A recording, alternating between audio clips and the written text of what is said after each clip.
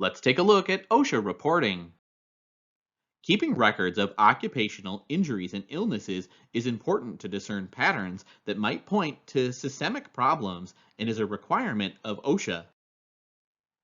Non exempted employers are required to record all work related injuries and illnesses that result in death, days away from work, restricted work, transfer to another job, loss of consciousness, or medical treatment beyond first aid. They must also document any other significant injuries or illnesses diagnosed by a licensed healthcare professional. Injuries or illnesses are considered work-related when an event or exposure in the work environment either caused or contributed to the resulting condition or significantly aggravated a pre-existing injury or illness.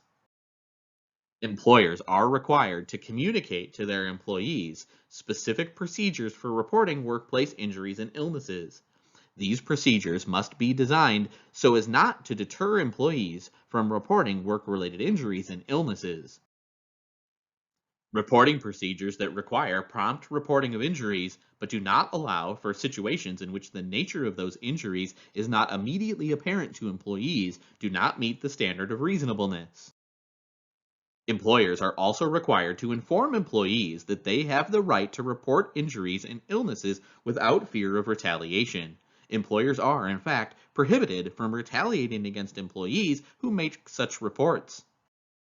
Some forms of retaliation are not so obvious. OSHA warns employers that safety incentive programs, disciplinary programs, and drug testing can be administered in ways that constitute retaliation.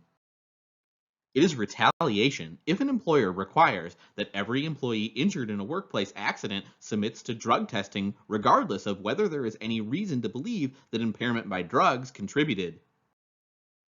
Because safety and health conditions can vary considerably between individual workplaces, records must be kept for each separate establishment and not just the entire company.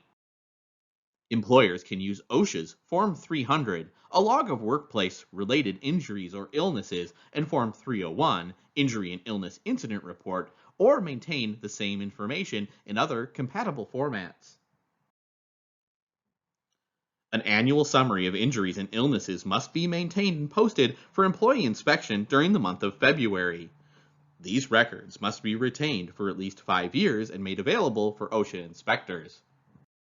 In addition, larger employers and some smaller employers in high injury rate industries are required to electronically submit annual data to OSHA. Records must also be maintained documenting any safety training provided and certifying that certain potentially dangerous equipment has been examined and is in safe working order. If employees are given periodic medical tests to screen for adverse health effects, or if workplace conditions are monitored, like air quality tests, those records must be kept as well. Employers are required to report any fatal accident to OSHA within 8 hours. Any accident that results in the hospitalization of one or more employees, an amputation, or the loss of an eye must be reported to OSHA within 24 hours.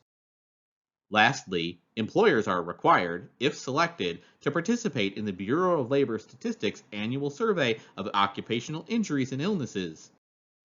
This survey is a basic source of data for occupational safety and health statistics. Even firms that are otherwise exempt from OSHA recording requirements have to participate in this survey. Violations of OSHA's record-keeping requirements are apparently common in the workplace.